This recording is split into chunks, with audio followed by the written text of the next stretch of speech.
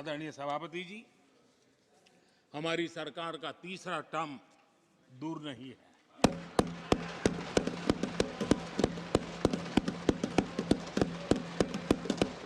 कुछ लोग इसे मोदी 3.0 कहते हैं। मोदी 3.0 विकसित भारत की नींव को मजबूत करने के लिए पूरी शक्ति लगा देंगे। आदरणीय सभापति जी, अगले 5 साल में भारत में डॉक्टरी की संख्या पहले की तुलना में अनेक गुना बढ़ेगी। मेडिकल कॉलेजों की संख्या बढ़ेगी। इस देश में इलाज बहुत सस्ता और सुलभ हो जाएगा। आदरणीय सभापति जी, अगले 5 साल में हर गरीब के घर में नल से जल का कनेक्शन होगा। आदरणीय सभापति जी, आने वाले 5 साल में उन गरीब को पीएम आवास जो देने हैं, एक भी वंचित नहीं रहे, इसका पक्का ख्याल रखा जाएगा। अगले 5 साल सोलर पावर से बिजली बिल जीरो। देश के कितने नागरिकों, करोड़ों नागरिकों को बिजली बिल जीरो।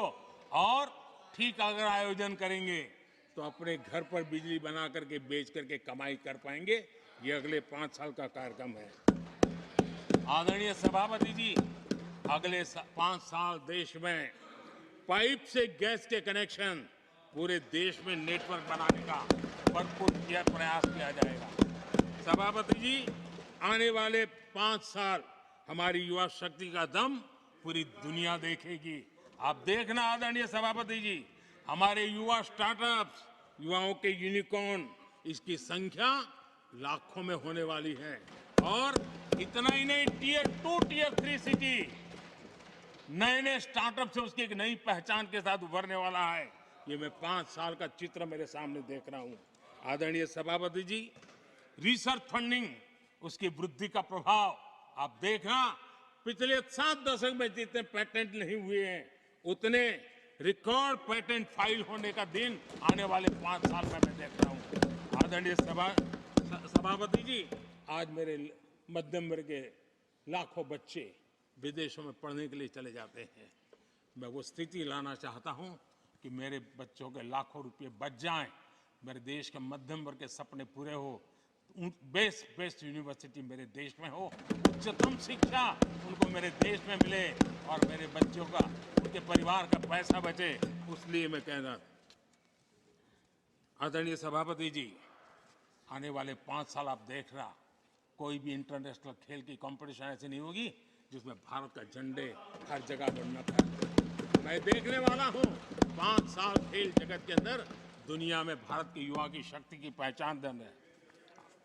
आदरणीय सभापति जी, आने वाले 5 साल में भारत का पब्लिक ट्रांसपोर्ट पूरी तरह ट्रांसफॉर्म होने वाला है।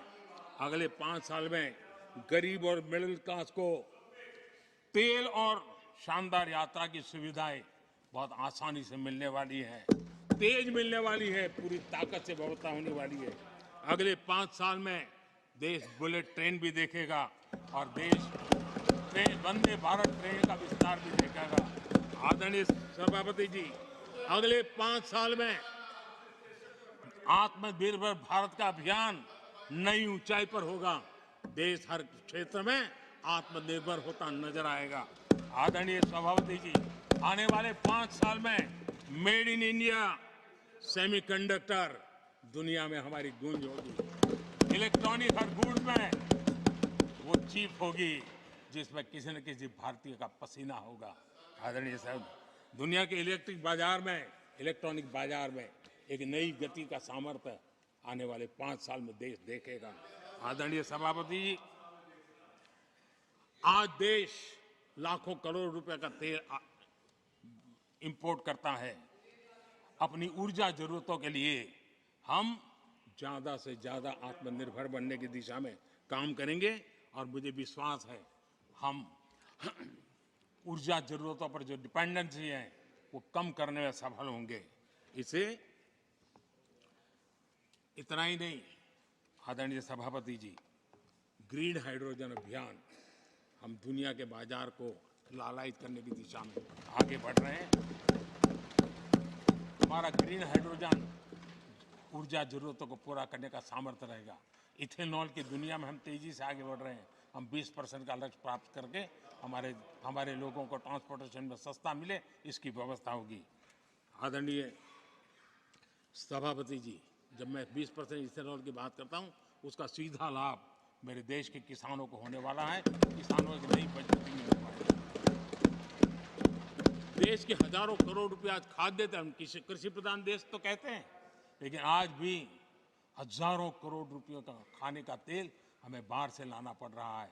हमारा देश के किसानों पर मुझे भरोसा है और मुझे पक्का भी जो नीतियों को लेकर के हम चलते हैं, एडिबल ऑयल में मेरा देश बहुत एक आत्मनिर्भर 5 साल में हो जाएगा और जो पैसा बचेगा मेरे देश के किसान की जेब में जाएगा, जो आज विदेश के बाजार में जाता है।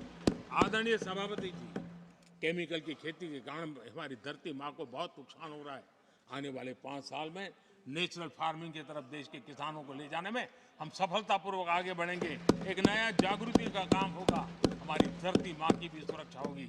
आदरणीय सभापति जी, नेचुरल फार्मिंग बढ़ने से दुनिया के बाजार में भी हमारे उत्पादों की ताकत बढ़ने वाली है। आदरणीय सभापति जी, यूएन के माध्यम से मैंने मिलेट का अभियान चलाया। श्री अन्न तक के रास्ते आज हमने उसकी पहचान दी है। मैं वो दिन दूर नहीं देखता हूं जबकि आने वाले 5 साल में दुनिया के बाजार में सुपर फूड के रूप में मेरे गांव के छोटे छोटे किसानों के द्वारा पैदा हुआ मिलेट, श्री अन्न, दुनिया के बाजार में प्रतिष्ठा होगी, सुपर फूड की प्रतिष्ठा होगी। आदरणीय सभापति जी, ड्रोन खेतों में एक नई किसानों की ताकत बन करके उभरने वाला है। 15,000 ड्रोन दीदी का कार्यक्रम ऑलरेडी हम लॉन्च कर चुके हैं। ये तो शुरुआत है, आगे बहुत सफलता दिखती है। आदरणीय सभापति जी, हम नैनो टेक्नोलॉजी को एग्रीकल्चर में लाने में प्रयोग अब तक सफल हुए हैं। हमने नैनो यूरिया में बहुत बड़ी सफलता पाई है, नैनो डीएपी की दिशा में सफलता पाई है और आज एक बोरी भर खातर लेकर के घूमने वाला किसान एक बोतल के खातर से काम चला लेगा, वो स्थिति दूर नहीं है। आदरणीय सभापति जी, सहकारिता क्षेत्र में हमने एक नई मिनिस्ट्री बनाई है। उसके पीछे इरादा है कि एक सहकारिता का पूरा जन आंदोलन नई ताकत के साथ उभरे और 21वीं सदी की आवश्यकता के अनुसार उभरे, उसको भी हम, और उसका सबसे बड़ा लाभ, हम 2 लाख भंडारण का काम जो हाथ में लिया है, जब 5 साल के भीतर वो पूरा हो जाएगा, छोटा किसान को भी अपनी पैदावार को रखने की जगह मिल जाएगी। किसान तय करेगा किस भाव से बाजार में बेचना है, नहीं बेचना है। उसको जो बर्बाद होने का डर था वो खत्म हो जाएगा और किसान की आर्थिक ताकत बढ़ जाएगी। पशुपालन और मछली पालन पक्का मैं कहता हूं नए रिकॉर्ड बनाने वाले। आज हमारे यहाँ पशु की संख्या है लेकिन दूध की उत्पादन कम है। हम इस स्थिति को बदल देंगे। फिशरिंग एक्सपोर्ट करने की दुनिया में हम बहुत बड़ी तेजी से विकास करेंगे, ये भी मेरा पूरा विश्वास है। हमने एफपीओ की जो रचना का प्रारंभ किया है, अनुभव बहुत अच्छा है। 5 साल के भीतर किसानों की एक नई संगठन की शक्ति और कृषि उत्पादन में वैल्यू की ताकत, ये लाभ मेरे देश के किसानों को अवश्य मिलने वाला है। आदरणीय सभापति जी, G20 की सफलता ने साफ कर दिया है और दुनिया में कोविड के बाद जो खुलापन आया, उस खुलापन का सबसे बड़ा लाभ हमने देखा है कि विश्व का ध्यान भारत की तरफ गया है और इसलिए एक बहुत बड़ा क्षेत्र टूरिज्म आने वाले दिनों में होने वाला है और जो सबसे ज्यादा रोजगार देने वाला है। आज विश्व के कई देश है जिसकी पूरी इकोनॉमी टूरिज्म पर निर्भर है। भारत में भी बहुत से राज्य ऐसे बन सकते हैं जो उनकी पूरी इकोनॉमी का सबसे बड़ा हिस्सा टूरिज्म होगा और वो दिन दूर नहीं है जिन नीतियों को लेकर के हम चल रहे हैं। भारत एक बहुत बड़ा टूरिस्ट डेस्टिनेशन बनने वाला है।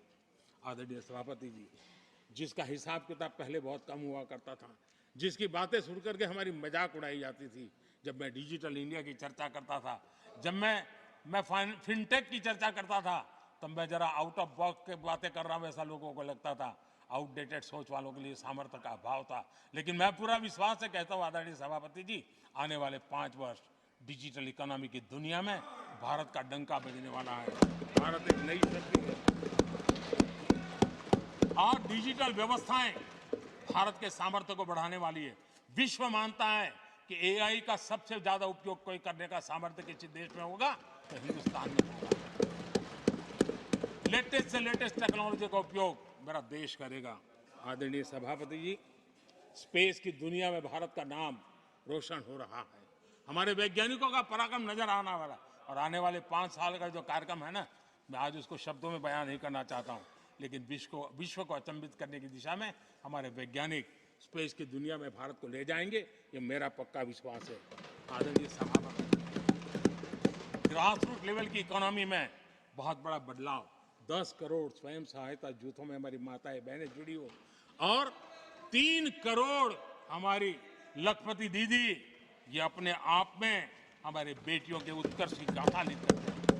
आदरणीय सभापति जी, ऐसे अनेक विविध क्षेत्र हैं जिस क्षेत्र में मैं साफ देख रहा हूं आने वाले 5 साल भारत, कभी हम सुना करते थे स्वर्णिम युग था, मुझे वो दिन दूर नहीं दिखते जब 5 साल में वो मजबूत नींव आएगी और 2047 तक पहुंचते पहुंचते ये देश उस स्वर्णिम युग को फिर से जीने लगेगा। इस विश्वास के साथ आदरणीय सभापति जी, विकसित भारत ये शब्दों का खेल नहीं है, ये हमारा कमिटमेंट है, और इसके लिए हम समर्पित भाव से, हमारी हर सांस उस काम के लिए है, हमारी हर पल उस काम के लिए है, हमारी हर सोच उस काम के लिए समर्पित है। उसी एक भावना के साथ हम चले हैं, चल रहे हैं, चलते रहेंगे, और देश आगे बढ़ता रहेगा।